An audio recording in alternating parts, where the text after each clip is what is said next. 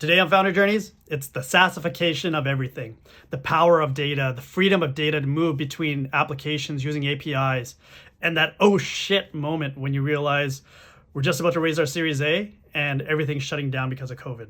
3, 2, 1. Hey everyone, we're back at it again with another episode of Founder Journeys. Today we've got the man, the myth, the legend, Jason Smith. He is a 5-time entrepreneur. He's the CEO and founder of Klue, a competitive intelligence platform for the enterprise sales industry. They were recently honored as a Deloitte Fast 50 company to watch. They just raised another big round of investment and are hiring like crazy. But prior to Klue, Jason was president of Vision Critical. Vision Critical is a customer intelligence company that he grew from a tiny startup to over 500-person marketing leader.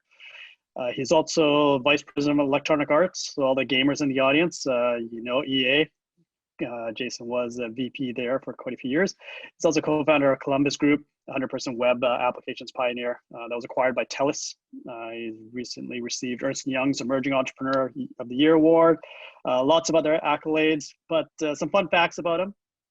He took a gap year and he traveled around the world with his family. He went to Egypt in the middle of the revolution. He's planted over 100,000 trees. He lost the tip of his baby finger while backpacking in Thailand. And he dedicates time every week to helping entrepreneurs. He's a mentor advisor at Launch Academy. He's a mentor advisor for me. He's an amazing human being.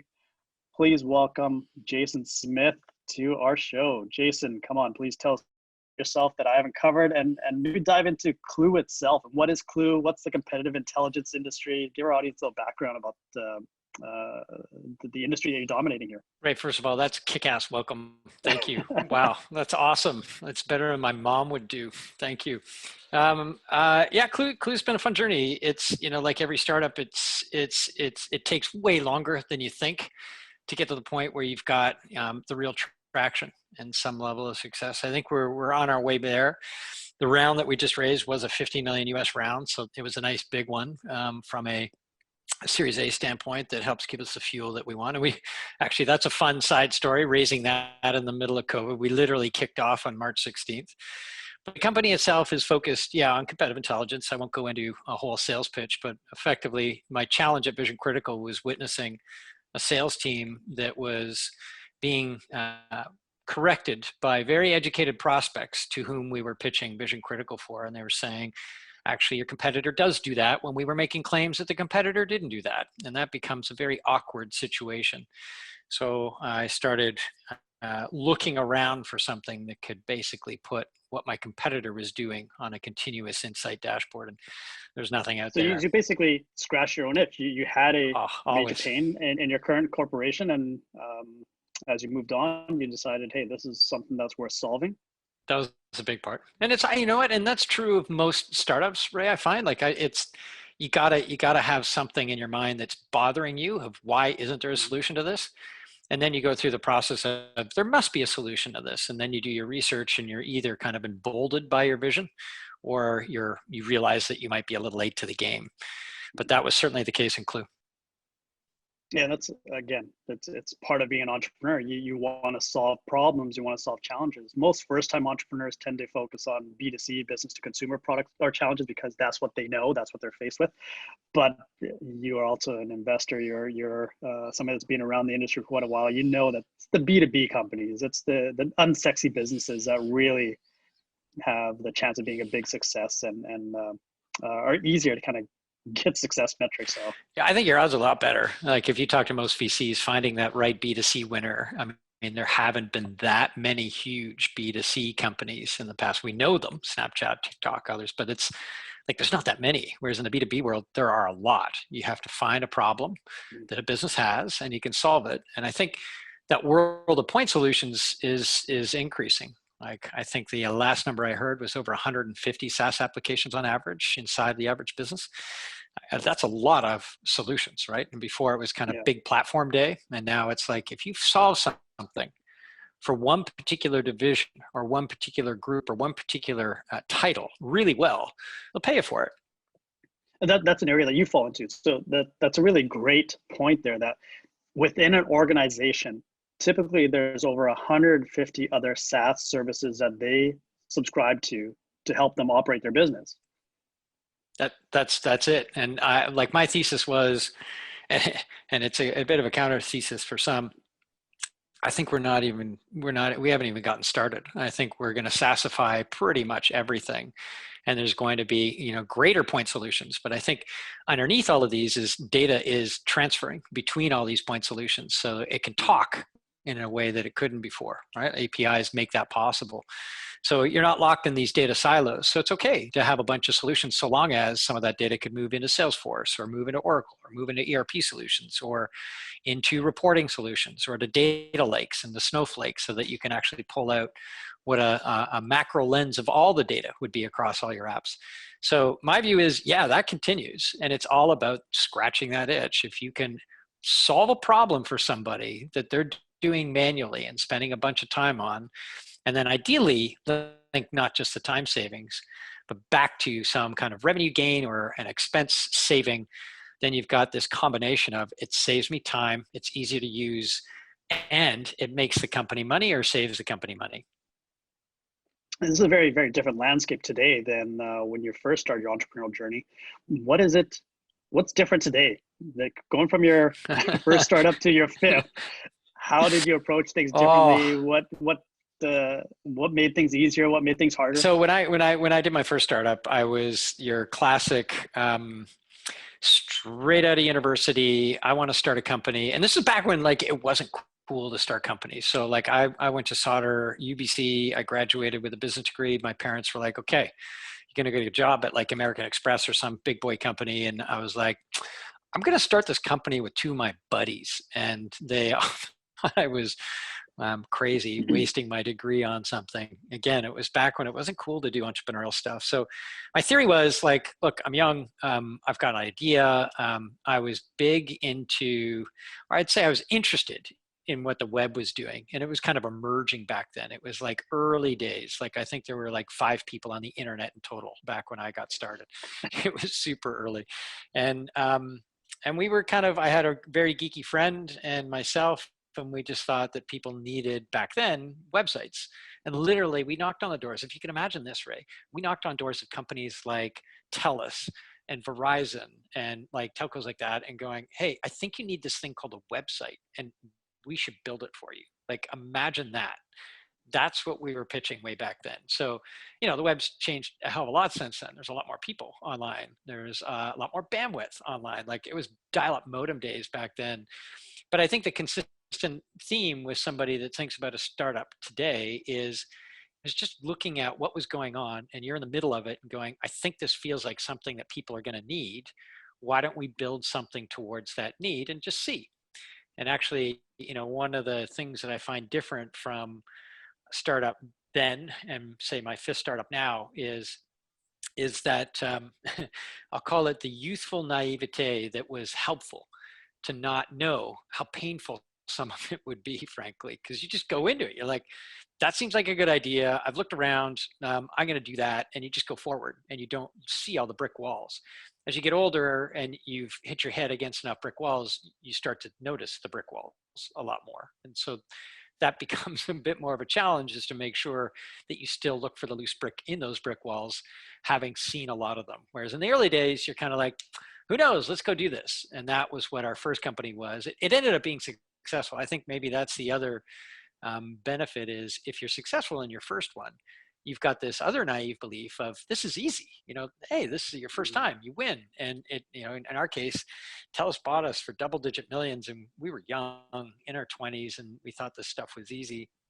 And then you realize there's so many other factors that go into it. Our timing was good, the people that we had attracted were good, the space that we were in was good. So there were so many other factors that came together for this why now moment to make it successful. My next 2 businesses were not successful at all. The one after it, I went to San Francisco, got together with 2 Harvard MBAs. One of them we convinced to drop out of Harvard to do this startup. And this is the .com era. And we thought this huge idea was awesome. Leverage the Harvard mafia to get into all these VCs looking to raise $20 million on the back of a PowerPoint. And it was a total failure compared to the come out of university with two buds, put $5,000 in a pot, buy Max, and just go and try and see if you could do something. It was a much bigger shoot for the swing for the fences, but also with these connected Harvard MBAs compared to, what do we know here in Canada and Vancouver? What are we doing? And it turns out that, you need a lot of other things to come together, not just the network, to make a business succeed. And with experience comes wisdom, and you're able to look back and realize, okay, there's a lot of luck involved in all this, but Tons. also the like you go back to the naivety of you hit a brick wall, you just want to pound your head through it and force your way through it. Whereas if you get your experience, you're able to sit back and say, I actually see that brick wall coming. How do I avoid it? How can I walk around it? Or how can I get over it as opposed to trying to go through it? But I go back to it's the big fish, small pond syndrome as well. You guys were a big fish in Vancouver. You got acquired by a big telco that's local, double digit millions return. It's like, okay, hey, we can pound for pound with the big boys. Let's go to San Francisco, and then it's a totally other different market out there.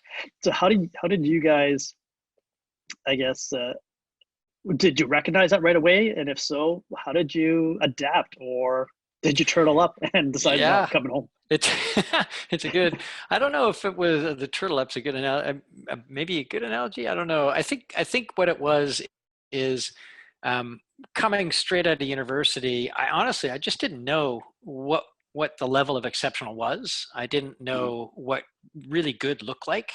And again, that was part of the benefit. You could just hop in and just go, and nobody told you that you were doing it wrong. You shouldn't go into business with your friends. You can't do it bootstrapped. You can't do it with trying to go and knock on doors by cold call. Like all the things that we weren't supposed to do, we just did, and it ended up working out. And that's what I mean by the naivete. Some of that is a benefit because you just don't see it. You just get in, and you solve one problem at a time, and you move forward. The San Francisco piece was a well-connected Harvard mafia that got us in the doors of a whole bunch of places. I think the difference between the two is I didn't set my sights high enough, maybe, when we were in Vancouver. We're pretty excited about getting like BC Hydro as a client instead of thinking we should get like Vodafone or AT&T or some huge company. And so I think the idea of where the bar was missing in my first company in Vancouver. In terms of talent level, yeah, you elevate up, you see what really good talent is. But I think there's a lot of people in a lot of small towns, Vancouver included, that could be competing with whoever the best of the best are. It's just actually being aware of what that gap is and then filling the gap. And that's actually a great segue into building a startup in today's world. I want to dive into the financing that you guys did and how you guys did that. But are you guys working remote? Like, how are you guys handling the challenges that COVID's brought to all corporations? Yeah, the COVID period has been interesting for us. So we, I'll just talk from a functional standpoint, it's been seamless. Like we've been Slack heavy, Zoom heavy. We gave everybody in the company Zoom tablets when they worked from home, if they wanted to Zoom into the office, and we had a big TV in the office where everybody could feel like and literally walk by and say, oh, hey, Ray, if you were on the screen. That was for some of our remote employees to feel connected to the office and anybody working from home.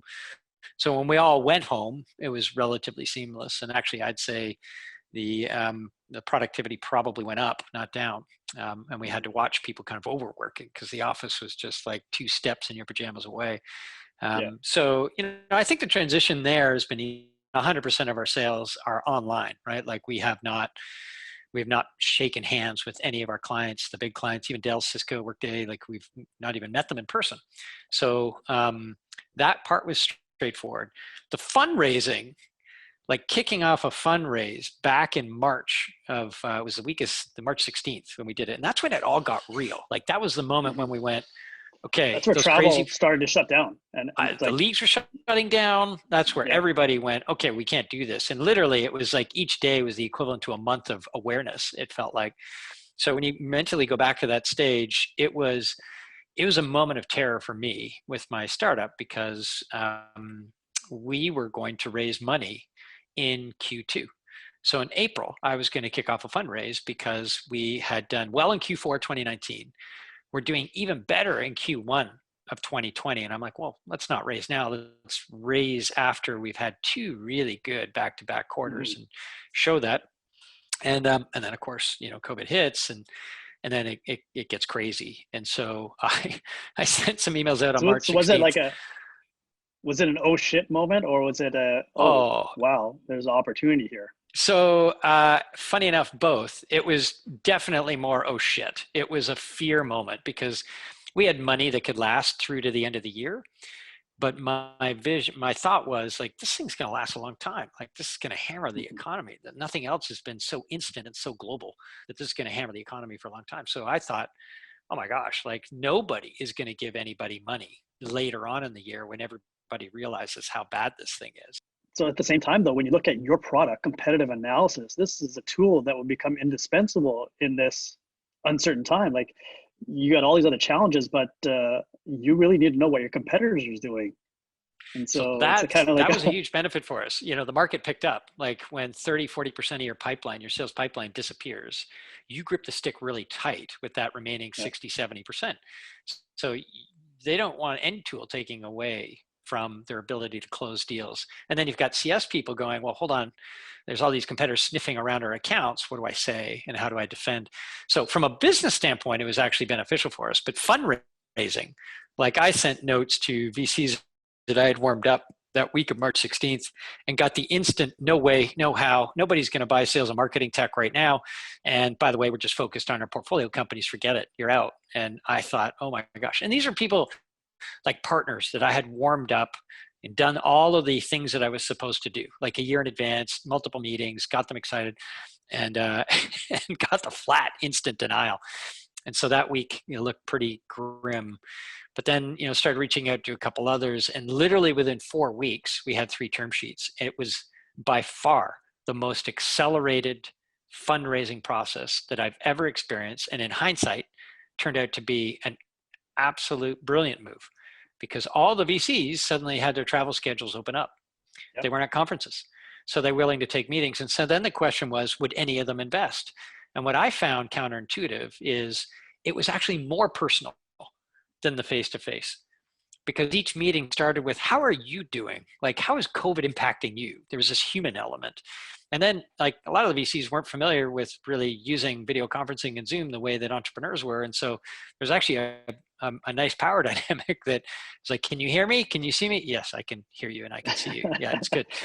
You're telling them how to turn their mic on, right? It was a little bit of that. And then there's, sock puppets in the background with their kids and they're like, shh, shh. And so it was a moment of humanity in a way that I wasn't used to in, shuffling down to the Bay Area to do kind of the 101 and Sand Hill Road kind of meetings. And so it was extremely efficient also because you could go from one meeting to the next. And like I was doing 8 partners and accelerating to the no's or the yeses extremely efficiently. And so that it turned out to be an absolutely wonderful time to raise money. And did the mindset of some of the initial partners that you had lined up that said no to you, did they turn around, or did you kind of move past them and say, it went so fast that I didn't even have time to go back to them, and I think I probably should have now in hindsight, but there was just so much activity. Like I didn't know if people would invest. And there was this theory at that point that, A, the sky was falling, and then B, I can't invest in you because I haven't shaken hands with you. And that started to go away. The back channel became more important, but just that sense of who you were as a human, it was shocking how connected you could be over a global pandemic and kids in the background and Zoom. And it worked. So human connection. I also think there was less competition. Like there were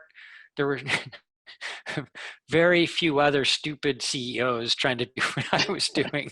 I was definitely, every advisor advised me against doing this. And I just said, I'm going to go anyway, hoping I would catch the tail end of people going, I haven't quite given up yet and succumb to this long road of pain of economic depression. Stock market being actually boiling up was also a benefit. The stock market went up, the couple trillion in fiscal stimulus helped. And we've seen now, fast forward into the future, that there's activity didn't really slow down. There was a lot of initial hesitation, but that went away, and investors are happy to keep talking to entrepreneurs and exploring ideas. That there's less handshaking going on. but definitely attitudes have changed. Um, I was just going to say, it's kind of a good example, Ray, though, of like doing the counter movement to what the herd is doing. So everybody was like not raising, done, forget, I mean, it's the same, right? And just said, and then everybody went, oh, it's opening up again. And by the end of April, I had closed my term sheet, done. And that's when people were like, oh, okay, let's start looking at raising again. And so I basically snuck in this quiet period because I went the opposite direction.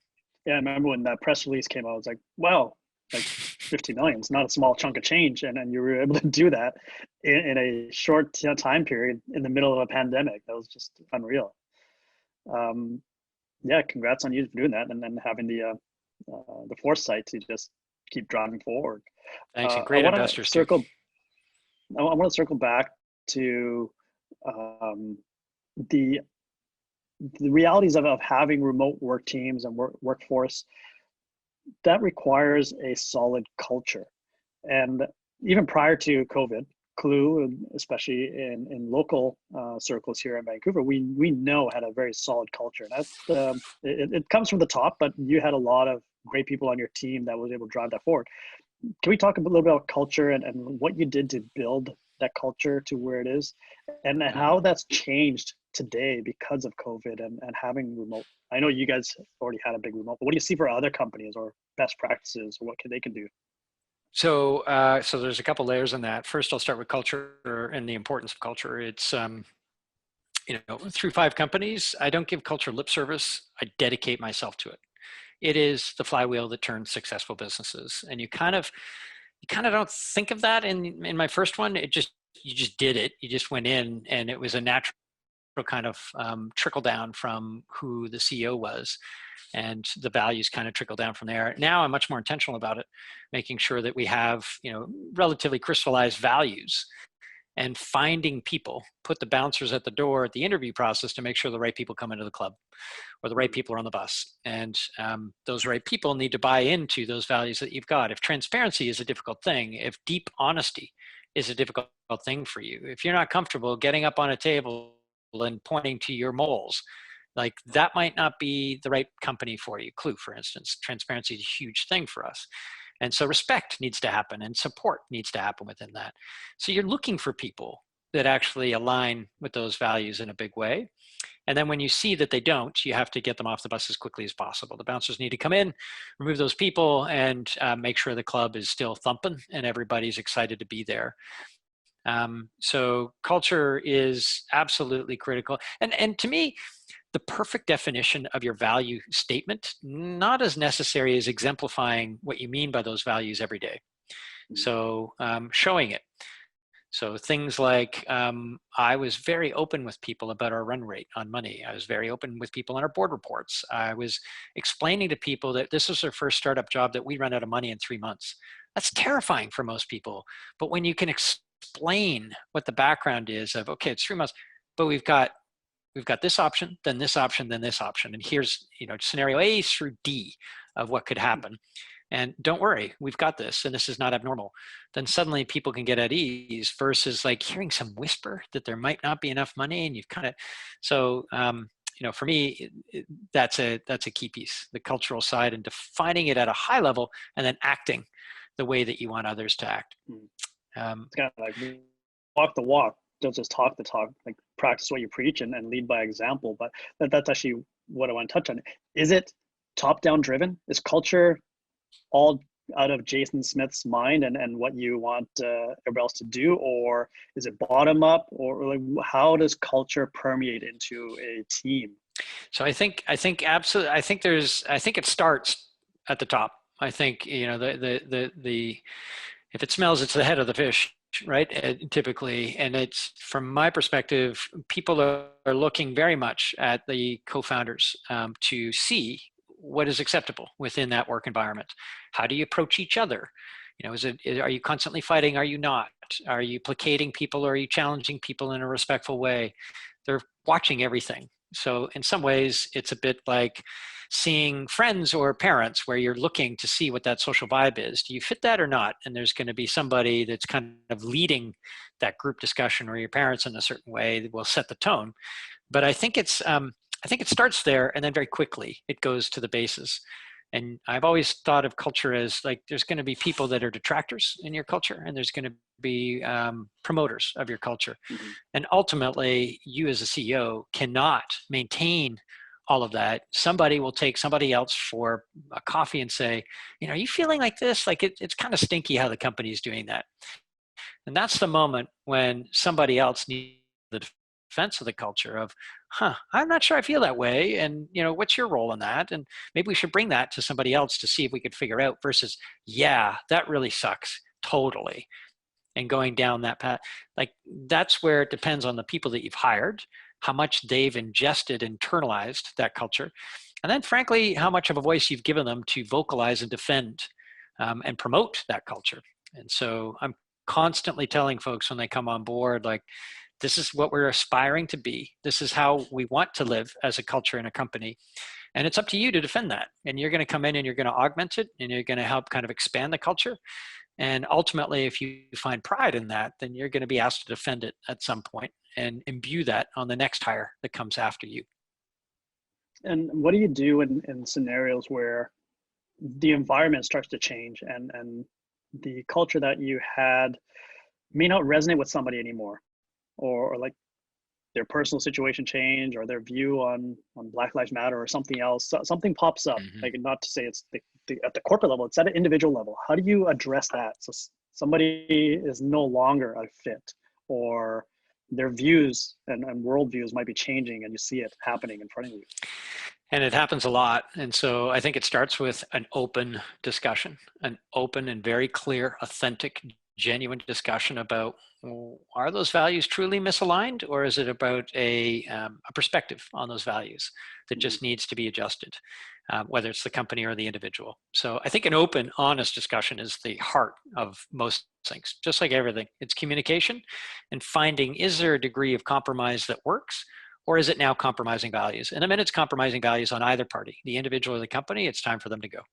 And you treat them with respect, and you make sure that you exit that person as respectfully and as best as possible, but you do it quickly once there's a realization that the values are truly misaligned.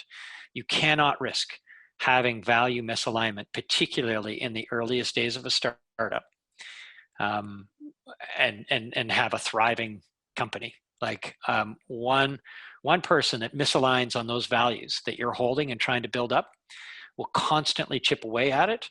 And it's very difficult to have a tree grow when somebody's stepping on it, and when it's youth, when it's a little sapling all the time.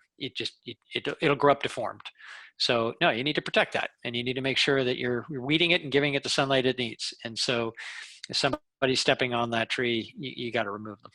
That's a really valuable insight, and you can definitely tell there's some serious wisdom built up there, Jason. And I really want to thank you for taking the time to help us with educating our audience about entrepreneurship and your journey. I want to kind of wrap this up with two questions for you. The first one is about an app or a tool or some sort of process that you found extremely valuable for your founder journey that you think our audience might benefit from as well. And it could be something that's mainstream, or even something that's obscure that you know of that maybe your audience doesn't.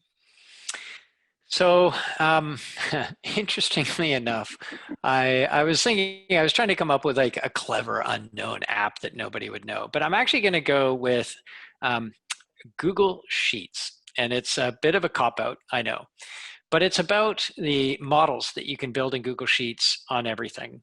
From the financial piece is one thing, but the sales piece in particular. And so ahead of the CRM that you choose, however, if it's Salesforce or HubSpot or a Pipedrive in the early days, you want to figure out your flexible model around a sales process.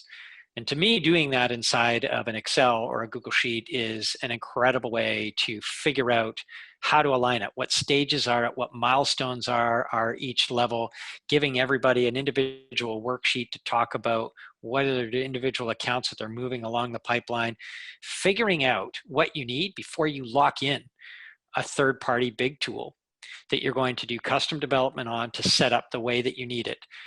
I love in the earliest days using very malleable, very flexible tools like G Suite to be able to figure out what you really need before you lock and load it into kind of a set process inside of a tool.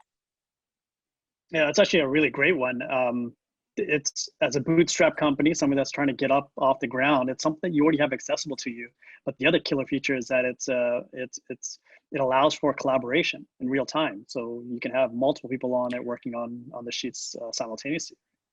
100% on the collaboration. And I think more importantly is there's so many models. Hey, can I see what your Google Sheet looks like for your financial model? Can I see what your Google Sheet looks like for your sales forecast? Can I see what it looks like for your marketing funnel? People have like 50 or 100 of those different templates that you can use to figure out your own. So I talk about the malleability of that. Like there's so many people you could just knock on the door of and ask for, or that are in blog posts and, hey, download this Excel sheet, download this metric sheet, download such. Like begin there before you lock and load into SaaS software on a bunch of them. A lot of people have already done the heavy lifting. They built models. They've got all the macros and calculations and the formulas in place. Right? So start there. Leverage it. Make them your own. So last question for you is, if you were to take another kick at the can today, starting a new company, what advice would you? After my fifth one, Ray, tell me not to. Or would you give it as advice for somebody new starting something, or even a seasoned entrepreneur starting something new in today's world? Yeah, so I think for those in your audience that are listening and thinking about starting a company, I always think of it as a step journey, not a linear line going up. It's a step journey because you need to set milestones that are very clear, drop off a cliff or head up the elevator to the next level. And you need those clearly in your head. And that can be as simple as, I've got this idea. I think it's good. I'm going to just keep sleeping on it. And do I keep iterating on it? Is it something that I keep thinking about? Do I keep asking others questions about? Is it something that's sitting with me that I feel like, this is something that I kind of want to look into? And that's kind of your first step function. Are you going to go up to the next level, which is now you're going to go outside your own little brain, your own little world, your own trusted world, and now talk to 100 smart people. And I always think of it as 100 smart people coffees. So like you go test that idea with 100 smart people, and you start every conversation with, I need the cold, hard, ugly truth. I need to know if my haircut's ugly. I need to know if my clothes look ugly. I need you to call the baby ugly now before I spend years of my life and a whole bunch of honest feedback. And you have to start with that because no one wants to shit on your baby. No one wants to tell you it's ugly. So everybody gives you kind of positive accolades because there's nothing in it for them. So if you start with that, then those 100 smart people will challenge you, cajole you, and you'll either leave those meetings more emboldened or, knocked off your perch a little bit on that idea. And so that's kind of your next level. And then you've got to find your co-founder. Is it somebody that you can trust? That's a whole nother stage and a whole nother topic of conversation. Trust is everything with your co-founder. Complementary skills is critical with your co-founder. And that's kind of the next level. And then you could look at building enough of a model or traction in order to get funding, and there's steps and steps and steps and steps from there. But at each stage, if you don't pass those steps, then you fall off the cliff and go back to what you're doing. You've got to believe at the end of each of those stages that it's worth going up the elevator. That's an awesome way to break it down. We always see at launch talk about getting out of your bubble, getting out of the basement to mom and dad's garage and go talk to people. But the way you broke it down is awesome and really actionable for people to go out and build something great. Jason, really appreciate you sharing your massive amount of wisdom and insight with our audience today. What can our audience do for you? How can our audience reward you for what you've given them today? So, okay, this is going to be a multi-part answer, Ray. It's the easy one is klue.com/jobs. We're always looking for great talent. So I'll do the very basic. We're going to be hiring 50 or 100 people in the next 12 months. So we need great people across the board. And remote is an option. Yeah, anybody listening, remote is a clear option. There might be a preference for local. We're in Vancouver, Toronto, and Amsterdam right now, but remote is clearly an option right today. We're fully embracing of remote. But the other piece is honestly, just pay it forward. It's something I didn't start to do till later in my career. I learned stuff and I kept it to myself. And now I make it a point of every week trying to spend some time with somebody earlier in their career, earlier in their entrepreneurial journey to say, well, here's some potholes that I went through. They might be different for you, but here's some learning that I've had, and just pay it forward. Give it back, whether it's on a podcast like this, or whether it's a coffee, or whether it's responding to an email. Just pay it forward. That's how the startup journey helps everybody succeed. And that's something unfortunately, it's unique to the tech industry. I wish it was more prevalent in other industries, but people are willing to give back. People are willing to give you time and have conversation with you. We talked about talk to 100 smart people. That's successful, but it doesn't happen without other people giving back. And so if you're rewarded with some interactivity, give it back, pay it forward. It's my ask. Awesome advice. It's my ask. Yep. It's easy not to.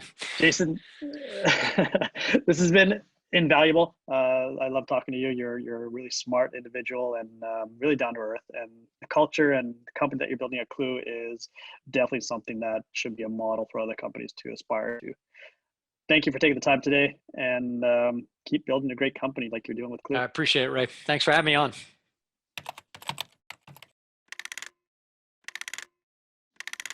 Launch Ventures is for entrepreneurs by entrepreneurs. Every Friday starting February 5th, we will be releasing an episode of Founder Journey series. Please like, share, and follow. We're excited to share the series with you. If you're interested in taking our courses, head on over to our link in bio and get started, or visit our website at launch.vc.